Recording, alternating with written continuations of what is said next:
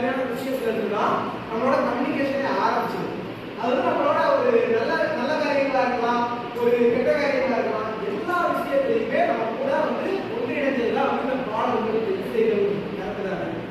அது நம்ம சந்தோஷமா இருக்கிறத கேட்போம், துக்கமா இருக்கிறத கேட்போம், டிராவல் பண்ணுறத கேட்போம், சாப்பிட்றத கேட்போம், ஃப்ரீயா இருக்கிறத கேட்போம், வேலை செஞ்சுட்டு இருக்கிறத வேற பேக்ரவுண்ட்ல ஒரு மியூசிக்கை போட்டுக்கிட்டே நம்ம வந்து வேலை செய்வோம். இந்த பேர் வந்து பாடல்கள் ஒரு இன்றியமையாத ஒரு விஷயமா நம்ம வாழ்க்கையில இருக்குது. இதனால நம்மளுக்கு என்ன மாதிரியான பயன்லாம் இருக்குதுன்னு பார்த்தீங்கன்னா, நம்ம ஒரு எனர்ஜெட்டிக்கா வச்சுக்கிறோம், சந்தோஷமா வச்சுக்கிறோம். அதுக்கு வந்து நம்ம ஆல்ரெடியே பார்த்துருப்போம், மனிதர்களுக்கு வந்து 2 சைடு பிரெயின் இருக்கு. லெஃப்ட் பிரெயின் வந்து ரைட் பிரெயின் வந்து ரைட் பிரெயின் வந்து ரொம்ப வந்து கிரியேட்டிவானது, லெஃப்ட் பிரெயின் வந்து பார்த்தீங்கன்னா ரொம்ப வந்து லாஜிக்கல் அண்ட் அனாலிட்டிக்கலானது.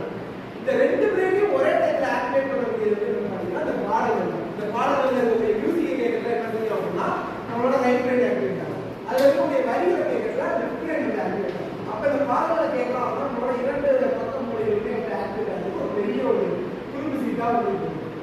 அதனால வந்து என்னன்னா பாடல் கேட்கறது வந்து ஒரு பெரிய ஆசை வச்சுக்கோங்க. அந்த பாடல் கேட்கறது பாடுறவங்களாம் பார்த்தீங்க அப்படின்னா ஒரு பெரிய பெரிய வெற்றிகள் அடையிறது அது ஒரு வாய்ப்பாக இருக்கும். எனக்கு வந்து ரொம்ப பிடித்த பாடல்கள் வந்து பார்த்தீங்கன்னா அழகிய தமிழ் பார்த்தீங்களா, அதில் வந்து பார்த்தீங்கன்னா எல்லா புகழும் ஒருவன் ஒருவருக்கே சொல்லி ஒரு பாடல் கேட்டுருக்கீங்களா? எப்படி இருக்கு அந்த பாடல்? அது வந்து பார்த்தீங்க அப்படின்னா நம்மளோட அந்த லிரிக்ஸ் சொல்லுவாங்க, அந்த லிரிக்ஸ் அந்த ஒவ்வொரு வரிகளும் வந்து வடிவமைச்சது பார்த்தீங்கன்னா வாய் அப்படின்னு சொல்லக்கூடியது வந்து அந்த லிரிக்ஸ் வந்து வடிவமைச்சிருக்கோம். அவர் பார்த்தீங்கன்னா 82 வயது வரைக்கும் அவர் வந்து இந்த மாதிரியான பாடல்களை வந்து எழுதிக்கிட்டே தான் இருந்தார். நிறைய அவர் வந்து ஒரு கவிஞர். கிட்டத்தட்ட 1960கள் அதுக்கு முன்னாடியே வந்து அவர் வந்து இந்த மாதிரியான கவிதைகள் எழுதுறது, இந்த திரைப்படத்தில் இருக்கக்கூடிய பாடல்கள் எழுதுறதுக்கு அவர் எழுதிட்டாரு. அவர் வந்து பார்த்தீங்க அப்படின்னா ரொம்பவுமே வந்து ஆப்டிமிஸ்டான பர்சன். ஆப்டிமிஸ்ட்னா என்ன தெரியுமா? ரொம்ப பாசிட்டிவா இருக்கக்கூடிய ஒரு நபர். எதையுமே வந்து பாசிட்டிவா எடுத்துக்குவாரு. ரொம்ப கூலா, ஒரு காமா, ஈஸி கோயிங்கா எடுத்துக்குவாரு. அதே நேரம் வந்து பார்த்தீங்கன்னா அவர் ஒரு பெரிய கவிஞர். பெரிய பெரிய கருத்துள்ள கவிதைகளை ரொம்ப எளிமையான வார்த்தைகளை சொல்லக்கூடியதுல ஒரு மிகப்பெரிய நபர் வந்து நம்ம பாடி. அது மட்டுமா அப்படின்னு கேட்டா அது மட்டும் இல்லைன்னா அவரை பற்றி சொல்ல நிறைய சொல்லலாம். அது மட்டும் இல்லாமல் அந்த பாடலை எழுதி செஞ்சவர் வந்து நம்ம வாழி. அதெல்லாம் வந்து இசை அமைச்சவர் வந்து பார்த்தீங்கன்னா யாரும் தெரியுமா?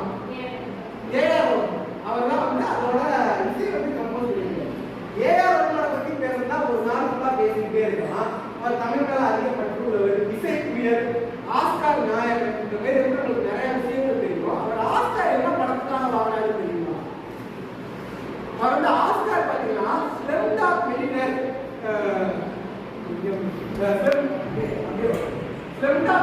ரியாலிட்டியாவே பார்த்தீங்கன்னா ஒரு ஸ்லம்டாக் மில்லியனர் தான். ஸ்லம்டாக் மில்லியனர்னா என்ன அர்த்தம் தெரியுமா? அவர் கீழ்த்தட்டுல இருந்து ஒரு பெரிய மில்லியனர்னா பணக்காரர், ஸ்லம்டாக்னா ஒரு அடிமையா ஒரு கீழ்த்தட்டுல இருக்கக்கூடிய ஒரு நபர். அவரோட உழைப்புகளால மேல வந்தவர் தான் நம்ம ஏஆர் ரஹ்மான். அவர் ரொம்ப கூலான கேரக்டர் தான். இவங்க 2 பேருக்குமே காமனான ஒரு விஷயம் இருக்கு.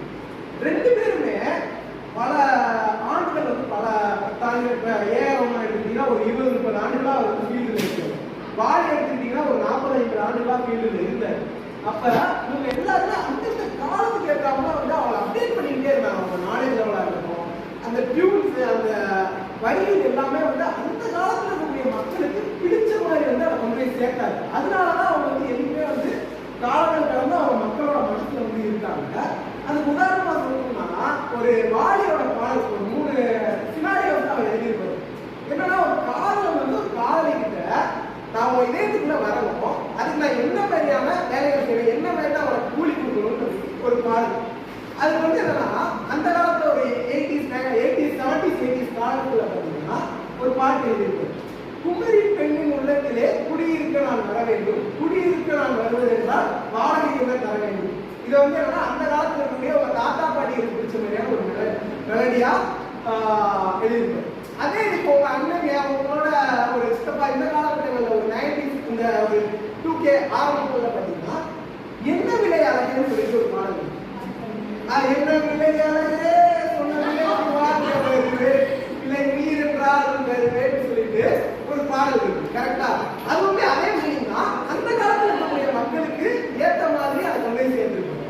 அதே மாதிரி ஒரு கானால ஒரு பாடல் வந்து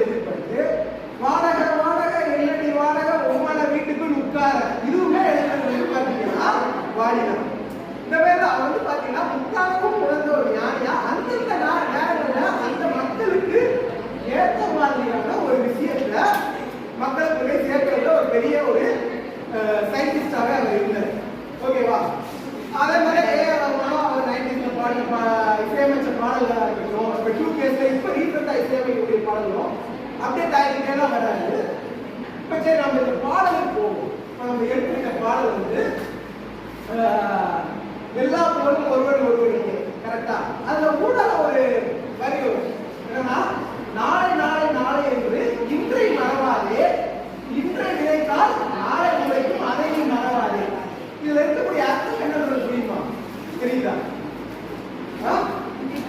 நாளைக்கு நாளைக்கு நாளைக்குன்னு சொல்லிட்டு ஒரு வேலை செய்ய தள்ளி போட்டுக்கிட்டே இருக்காம இன்னைக்கே செய்ய, இன்னைக்கே செஞ்சனா உனக்கு நாளைக்கு அதுக்குரிய ரிவார்டு பெருசா இருக்கு. விளைக்கிற அப்படின்னா இன்னொரு 5 வருஷம் ஒரு பெரிய மரமா வந்து அது உனக்கு கையில் தர மாதிரி எடுத்து வந்துடுவோம். அதனால அந்த மாதிரியான விஷயங்களை உடனே செய்ய. இது டைம் பத்தி அவர் வந்து சொல்றாரு. அதனால ஆரம்பத்திலே எல்லா பொருளுக்கு நீ நதி போல ஓடிக்கொண்டீரு, எந்த வேர்வைக்கும் வெற்றிகள் வேர் வைக்குமே, உன்னை உள்ளத்தில் ஊர் வைக்குமே சொல்லிருக்கேன். கரெக்டா? நீ நதி போல ஓடிக்கிட்டே இரு, நீ சிந்தக்கூடிய ஒவ்வொரு வேர்வை துளிக்கும் உன்னோட வெற்றி வந்து கண்டிப்பான முறையில வேர் விட்டு ஆரம்பமா போகும். அப்படி ஆரம்பமா போறது வந்து உனக்கு ஜனங்கள் மத்தியில உன்னை உயரத்துல வைக்கும். அப்ப நீ உன்னோட வேலையை செஞ்சுக்கிட்டே இரு, உன்னோட என்ன வேலை செய்யறோ அதை செஞ்சுக்கிட்டே இரு. அது மூலமா நீ மக்கள் மத்தியில ஒரு பெரிய அளவுக்கான ரீச் வந்து போய் சேருவ. கரெக்டா? இதுதான். அப்போ உன்னோட நேரத்தை சரியா மேனேஜ் பண்ணணும், உன்னோட சக்தியை வச்சு நீ செய்யக்கூடிய வேலைகளை செஞ்சுக்கிட்டே இருக்கணும். அது மூலமா மக்கள் மத்தியில நீ ஒரு பெரிய ஆளாக நாலேஜ் அதே நேரம் அப்டேட் பண்ணிக்கலாம். இந்த மாதிரியான விஷயங்கள் எல்லாமே ஒரு பாடலே வந்து பண்ணுறாங்க. நீங்க இப்போ வந்து இளைஞர்களா இருக்கீங்க, நீங்க ஸ்டூடெண்ட்ஸா இருக்கீங்க, நாளைக்கு வந்து சொசைட்டியை போய் ஃபேஸ் பண்ணுவீங்க. அப்ப நம்மளுக்கு இருக்கக்கூடிய பெரிய சொத்துன்றதே வந்து பிரைமரி. ஆக்சுவலா அது 5 டைப் ஆஃப் அசெட்ஸ் இருக்கு. அது பிரைமரி அசெட் 2 தான். 2 வந்து எல்லாருக்கிட்டையும் இருக்கும். Energy and time. உனையால வந்து ஓட முடியும், ஆட முடியும், உனையால ஒரு வேலை செய்ய முடியும். டைம்ன்றது இருக்கு. ஒரு நாள்ல வந்து 24 மணி நேரம் இருக்கு. அந்த டைத்தையும் எனர்ஜியும் சரியான முறையில இன்வெஸ்ட் பண்ணி அதை வந்து ஒரு முதலீடா பண்ணி அந்த நேரத்துல உனக்கு தேவையான விஷயங்களை அடுத்த படிநிலைக்கு நீ போறதுக்கு எடுத்து வச்சுக்கிட்டே இருக்கணும். நதி போல நீ வந்து ஓடிக்கிட்டே இருக்கணும். அப்படி ஓடிக்கிட்டே இருந்தனா அதுல இருந்து வரக்கூடிய அவுட்புட்டா இன்னொரு 2 அவுட்புட் வரும். அது 2 அசெட்ஸ் வரும். என்னன்னா உன்னோட நாலேஜ் அண்ட் ஸ்கில்ஸ் வந்து வளரும். அதே நேரம் பார்த்தா அப்படின்னா அதுக்கு வந்து உன்னோட நெட்வொர்க் ஊர்ல வந்து உனக்கு நிறைய பேர் தெரிய வரும், நிறைய பெரிய பெரிய நபர்கள் தெரிய வரும், நல்ல வேலை செய்யக்கூடிய மற்ற நபர்கள் தெரிய வரும். இந்த மாதிரியான விஷயங்கள் தெரிய வரல அவங்க இன்னும் பெரிய பெரிய வேலைகள் அடுத்தடுத்தது உனக்கு தெரிஞ்ச ஸ்கில்ஸை வச்சுக்கிட்டு அடுத்த வேலைகள் செய்யலாம் அப்படின்னா அது மூலமா பயணமா வந்து உனக்கு பணம் கிடைக்கும். இல்லை இன்னுமே நாலேஜ் பில்ட் பண்ணிட்டே இருக்கும். உனக்கு ஒரு நல்ல பேர் வந்து ஊர்ல உலகத்திலேயே வந்து உனக்கு ஒரு நல்ல பேர் கிடைக்கிறதுக்கு ஒரு வாய்ப்பா இருக்கு.